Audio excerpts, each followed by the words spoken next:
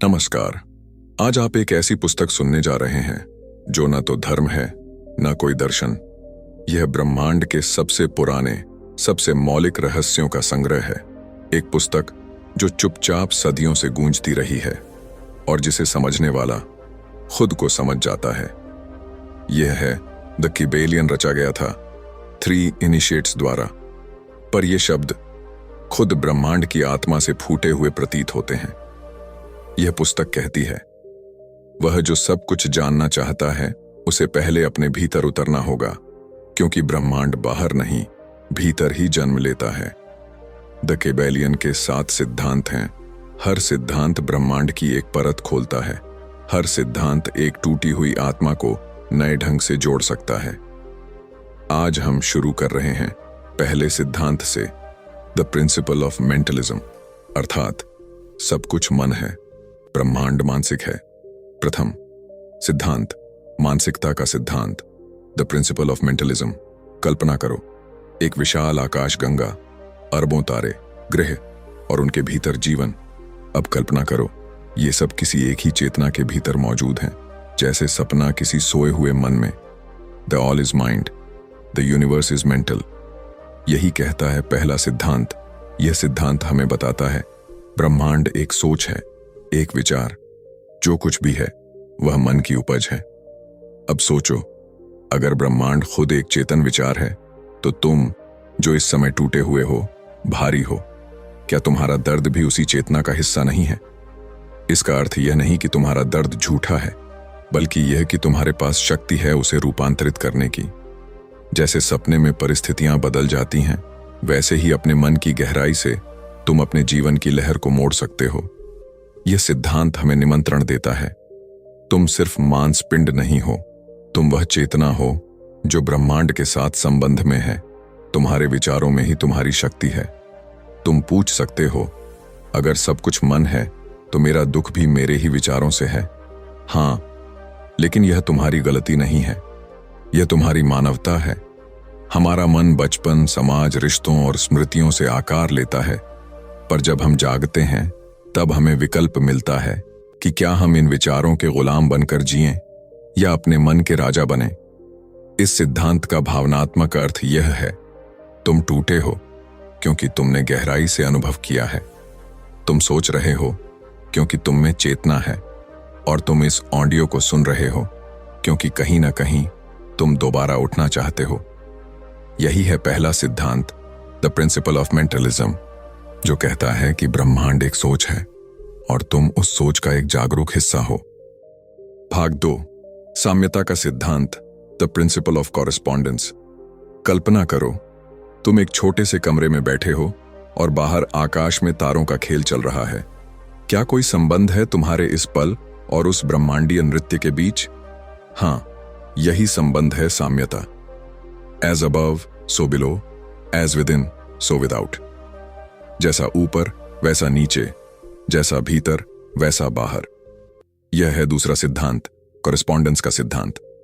यह कहता है ब्रह्मांड के अलग अलग स्तर, भौतिक, फिजिकल, मानसिक, मेंटल और आध्यात्मिक, स्पिरिचुअल, ये सब एक दूसरे के प्रतिबिंब हैं।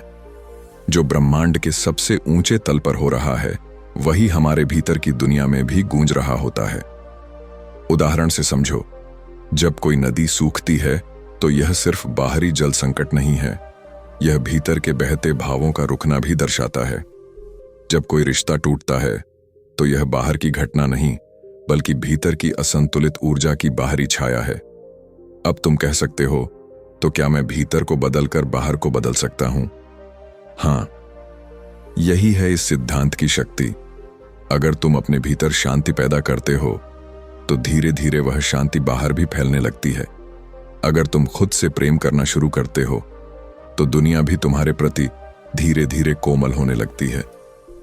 कॉरेस्पॉन्डेंस का मतलब है ब्रह्मांड कोई अजनबी नहीं है, बल्कि वह तुम्हारा ही बड़ा रूप है। तुम्हारी आंखें आकाश की तरह गहरी हैं, तुम्हारा मन समुद्र की तरह रहस्यमय है, तुम्हारा दिल एक सूरज की तरह जलता है, चाहे कोई देखे या न देखे। जब तुम टूटा हुआ महसूस करते हो तो याद रखना, ब्रह्मांड के किसी कोने में भी कोई तारा मर रहा होता है। और उसी पल कोई नया तारा जन्म भी ले रहा होता है। तुम्हारे भीतर का अंधेरा किसी नई रोशनी का इंतजार कर रहा है। तो इस सिद्धांत का सार ये है, तुम्हारा हर विचार, हर भावना किसी बड़े ब्रह्मांडीय कंपन से जुड़ी होती है, और जब तुम भीतर की साम्यता साधते हो तो बाहर की दुनिया खुद ब खुद बदलने लगती है। इसी सिद्धांत ने हजारों साधकों को भीतर ध्यान में बैठकर बाहर संसार को समझने की शक्ति दी। बुद्ध, पतंजलि, कबीर, सभी ने इस सिद्धांत को अपने अपने ढंग से जिया। अब तुम तैयार हो अगले सिद्धांत के लिए, जिसे कहते हैं द प्रिंसिपल ऑफ वाइब्रेशन। सब कुछ कंपन है। भाग 3, कंपन का सिद्धांत, द प्रिंसिपल ऑफ वाइब्रेशन। तुम अभी जहां बैठे हो, उस कमरे की हवा, तुम्हारा शरीर, तुम्हारा मन, यह शब्द जो तुम पढ़ रहे हो, सब कुछ हिल रहा है, कंपन कर रहा है। शांत दिखने वाली चीजें भी कभी स्थिर नहीं होती। द काइबालियन कहता है, nothing rests, everything moves, everything vibrates. कुछ भी स्थिर नहीं है, सब कुछ गति में है, हर वस्तु कंपन करती है। यह कंपन ही जीवन की मूलभूत प्रकृति है।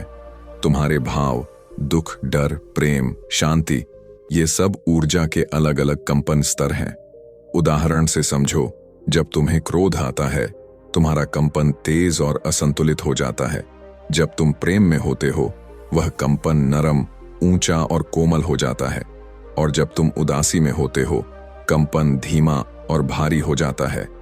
अब अगर सब कुछ कंपन है, तो इसका मतलब यह हुआ कि तुम अपने कंपन को बदलकर अपनी अवस्था भी बदल सकते हो। कैसे? 1.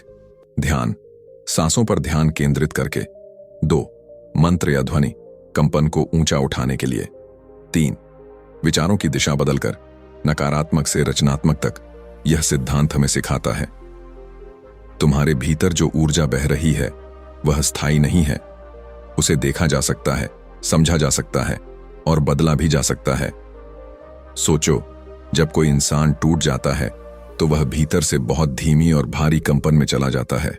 और ऐसे समय में थोड़ा सा संगीत, थोड़ा सा स्पर्श या सिर्फ एक शांत सांस भी उस कंपन को बदल सकती है। अगर तुम इस समय बहुत भारी महसूस कर रहे हो, तो तुम स्थायी रूप से ऐसे नहीं हो। तुम्हारा मन सिर्फ एक खास कंपन पर अटका हुआ है, और हर कंपन बदला जा सकता है, जैसे धुन बदलने से गीत बदल जाता है। द काइबेलियन कहता है, the higher the vibration, the higher the level of existence. जितना ऊंचा कंपन, उतना ऊंचा जीवन स्तर। तो जब तुम खुद से पूछो, क्या मैं इससे बाहर आ सकता हूं, तो याद रखो, हां, क्योंकि तुम ऊर्जा हो और ऊर्जा हमेशा गतिशील होती है। अब तैयार हो अगले सिद्धांत के लिए, द प्रिंसिपल ऑफ पोलैरिटी।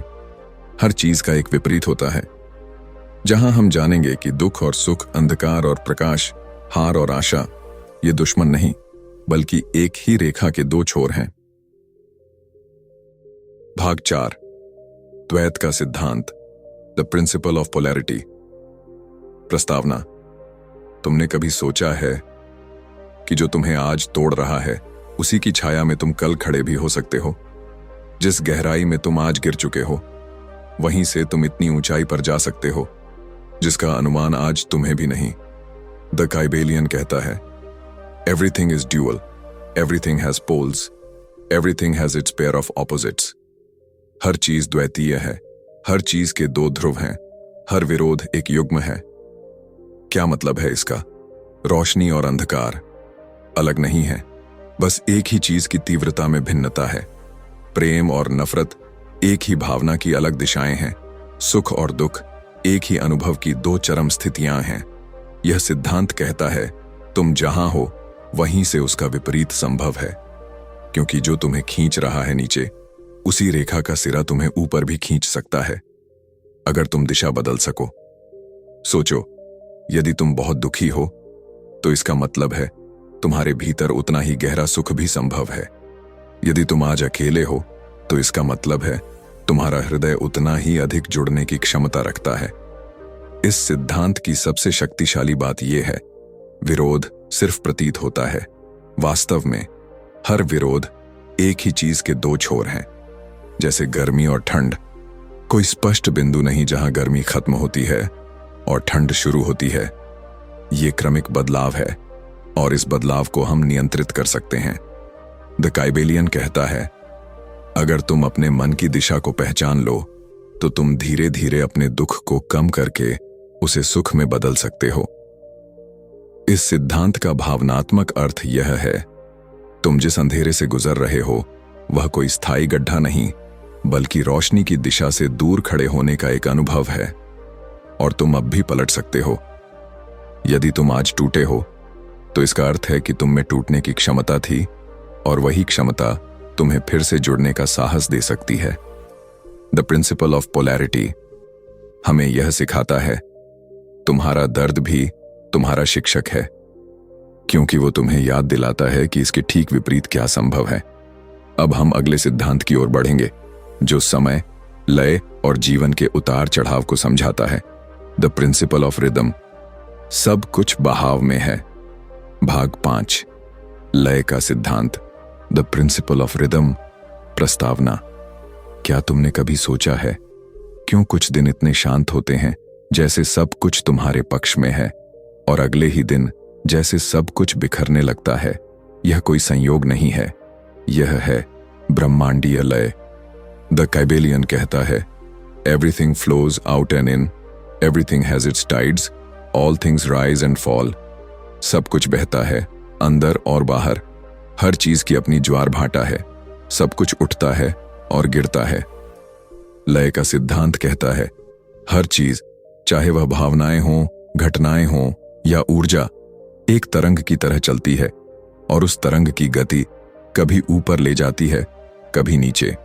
जैसे समुद्र की लहरें जिन्हें हम रोक नहीं सकते, वैसे ही जीवन की लहरें भी आती हैं, जाती हैं। कोई स्थायी दुख नहीं है, कोई स्थायी आनंद नहीं है, सब कुछ आता है और फिर चला जाता है। अब यदि तुम आज एक बहुत गहरे दुख में हो तो इस सिद्धांत की सबसे सुंदर बात यह है, यह भी स्थायी नहीं है, यह भी एक लहर है।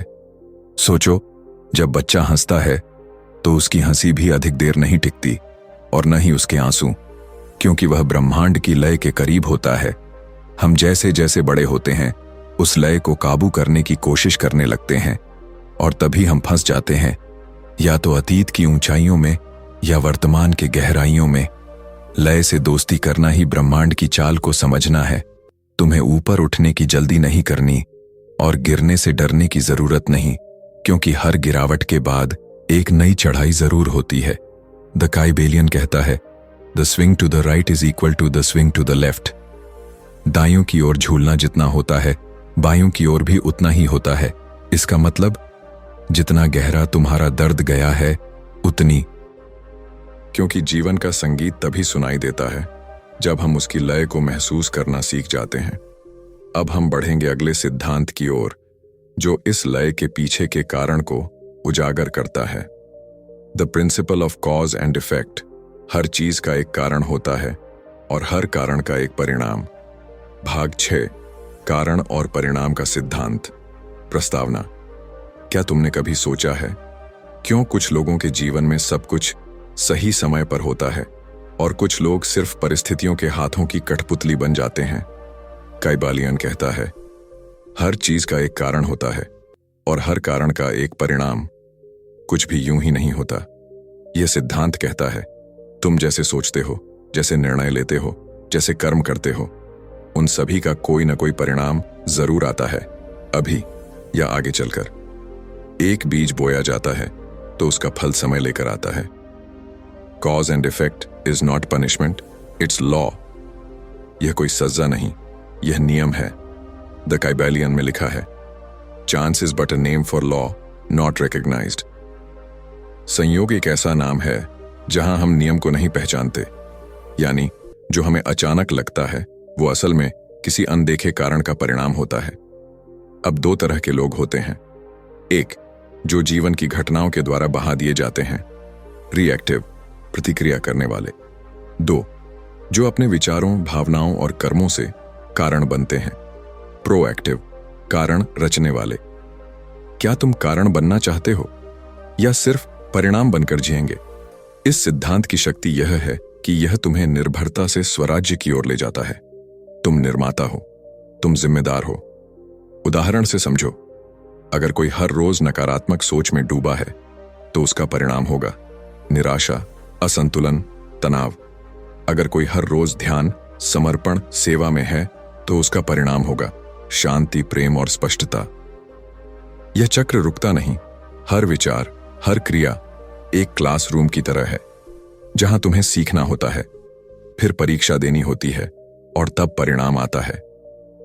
एक और गहराई इसमें छुपी है।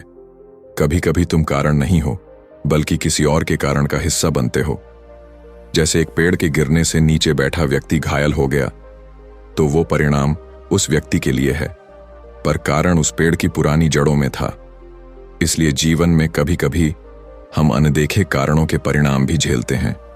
इसका समाधान क्या है? अपने भीतर का कारण बनो, सोच को साफ करो, इरादों को पवित्र बनाओ, कर्म को सशक्त बनाओ, ताकि परिणाम तुम्हारे उच्चतम स्वरूप के अनुरूप हों। यही बुद्ध, कृष्ण, यीशु और दूसरे आत्मज्ञानी संतों ने किया। वे भाग्य से नहीं जीते, बल्कि स्वयं कारण बने और दुनिया को एक नया परिणाम देकर चले गए। अब सुनो और ध्यान करो। जब तुम एक विचार को ध्यान में लेकर बैठते हो और उसमें गहराई से उतरते हो, तब वो विचार अभिव्यक्ति बनकर तुम्हारे जीवन में कोई रचना, समझ या चमत्कार पैदा करता है। यही है रहस्य की अंतिम कुंजी। To awaken the divine within you, balance the masculine and feminine within your own soul. अब किबेलियन के सभी 7 सिद्धांत पूरे हो चुके हैं। 1. मानसिकता का सिद्धांत, द ऑल इज माइंड। 2. अनुरूपता का सिद्धांत, एज अबव सो बिलो। 3. कंपन का सिद्धांत, एवरीथिंग वाइब्रेट्स। 4. द्वैत का सिद्धांत, एवरीथिंग हैज पोलैरिटी। 5. लय का सिद्धांत, एवरीथिंग फ्लोज इन रिदम। 6. कारण और परिणाम का सिद्धांत, नथिंग हैपन्स बाय चांस। 7. लिंग का सिद्धांत, creation through masculine feminine union. अब तुम्हारे पास है वह ज्ञान जो केवल पढ़ने के लिए नहीं, बल्कि जीने और आत्मा में उतारने के लिए है। अब निर्णय तुम्हारा है। क्या तुम सिर्फ सुनकर छोड़ दोगे या इस ज्ञान को अपने जीवन का प्रकाश बनाओगे? तुम ब्रह्मांड के एक बूंद नहीं हो, तुम स्वयं एक संपूर्ण ब्रह्मांड हो, एक विशेष ऊर्जा के साथ।